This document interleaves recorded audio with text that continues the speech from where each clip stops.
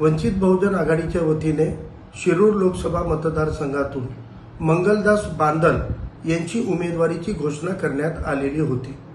मंगलदास बांदल यांनी वंचित बहुजन आघाडीने बारामती लोकसभा मतदारसंघातून राष्ट्रवादी काँग्रेस पार्टी शरदचंद्र पवारचे उमेदवार सुप्रिया सुळे यांना आपला पाठिंबा देत तिथे उमेदवार न देण्याची भूमिका आणि धोरण ठरवलेलं असताना सुद्धा मंगलदास बांदल यांनी त्या धोरणाच्या विरोधात गेल्यामुळे वंचित बहुजन आघाडीच्या वतीने मंगलदास बांदल यांची शिरूर लोकसभा मतदारसंघाची उमेदवारी आज आदरणीय बाळासाहेब आंबेडकरांच्या व प्रदेशाध्यक्ष रेखाताई ठाकूर यांच्या सूचनेनुसार ती रद्द करण्यात आलेली आहे।